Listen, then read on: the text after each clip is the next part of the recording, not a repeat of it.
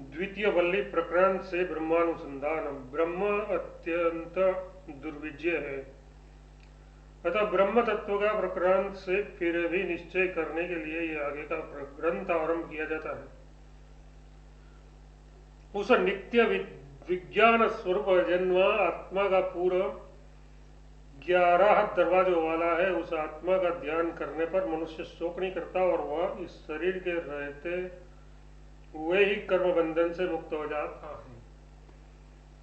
निश्चय यही वह ब्रह्म है। यह शरीर पूर्व के समान होने से पूर्व कहलाता है। द्वारपाल और अधिष्ठाता, हाकिम आदि अनेकों पूर्व संबंधी सामग्री दिखाई देने के कारण शरीर पूर्व है, और जिस प्रकार संपूर्ण सामग्री के सहित प्रत्येक पूर्व अपने से असंहत मतलब बिना मिले हुए स्वतंत्र स्वामी के उपभोग के लिए देखा जाता है, उसी प्रकार पूर्व से सदसत्ता होने के कारण ये अनेक सामग्री संपन्न शरीर भी अपने से पृथक राजस्थायी अपने स्वामी मतलब आत्मा के लिए होना चाहिए।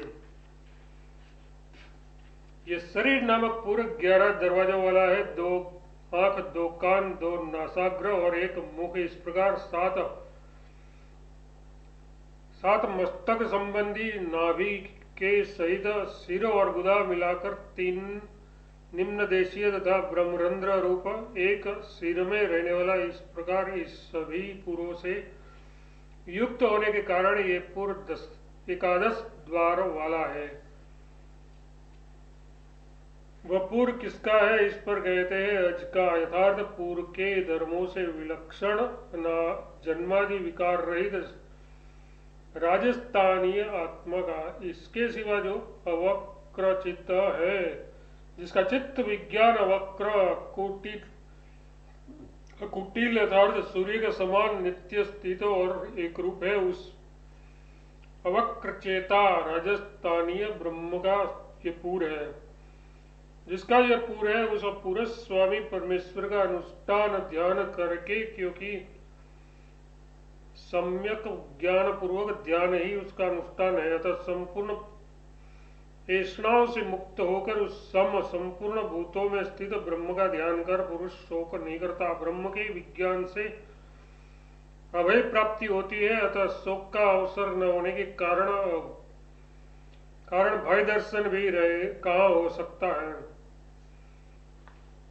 अतः वह इस लोक में ही अविद्याकृत काम और कर्म के बंधनों से मुक्त हो जाता है। इस प्रकार वह मुक्त जीव मुक्त हुआ ही मुक्त विदेह मुक्त होता है, अर्थात पुनः शरीर ग्रहण नहीं करता। परंतु वह आत्मा तो केवल एक ही शरीर रूप पूर्व में रहने वाला नहीं है, बल्कि सभी पूर्व में रहता है। किस प्रकार रहता है सो कहते हैं वह गमन करने वाला है, आकाश में चलने वाला सूर्य है, वसु है, अंतरिक्ष में विचरने वाला सर्वव्यापक वायु है, वेदी पृथ्वी में स्थित होता अग्नि है, कलश में स्थित सोम है। कभी इसी प्रकार वह मनुष्यों में गमन करने वाला, देवताओं में आ जाने वाला, सत्य या यज्ञ में गमन करने वाला, आकाश में जाने वाला, जल पृथ्वी यज्ञ और पर्वतों से उत्पन्न होने वाला तथा सत्य स्वरूप और महान है।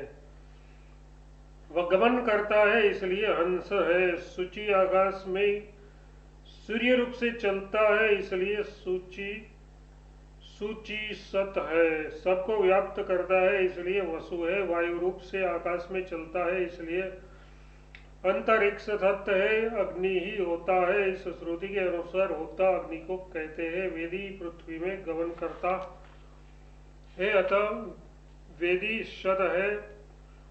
जैसा कि ये वेदी पृथ्वी यज्ञ भूमि का उत्कृष्ट मध्यभाग है इत्यादि मंत्र वर्ण से प्रमाणित होता है। ये अतिथि सोम होकर दुरोण मतलब कलश में स्थित होता है इसलिए दुरोण सत है, अथवा ब्राह्मण अतिथि रूप से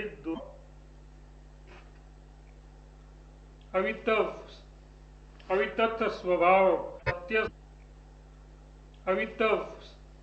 अवितथ स्वभाव सत्य स्वरूप ही है तथा सबका कारण अवितथ स्वभाव सत्य स्वरूप ही है तथा सबका कारण होने से बृहद महान है ही है तथा सबका कारण होने से बृहद महान है। असो व आदित्यो अंशः अपने से बृहद महान है। असो व आदित्यो अंशः इत्यादि ब्राह्मण मंत्र के अनुसार असो व आदित्यो अंशः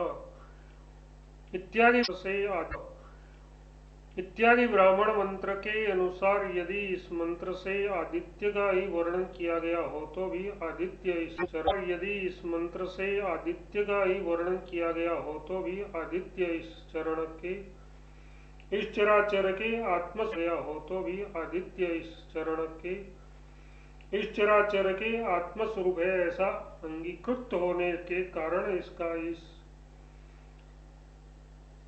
कारण इसका उस ब्राह्मण ग्रंथ की व्याख्या से भी अविरोध ही है। अतः इस मंत्र का तात्पर्य है कि जगत का एक ही सर्वव्यापक आत्मा है। आत्माओं में भेद नहीं है। अब आत्मा का स्वरूप ज्ञान कराने में लिंग बताते हैं। जो प्राण को ऊपर की ओर ले जाता है और अपान को नीचे की ओर धकेलता है, हृदय के मध्य में रहने वाला उस वामन भंजनीय की सब देव उपासना करते हैं, जो हृदय देश के प्राण वृत्ति रूप वायु को ऊर्ध्व ऊपर की ओर ले जाता है तथा अपान को प्रत्येक नीचे की ओर धकेलता है। उस वाक्य में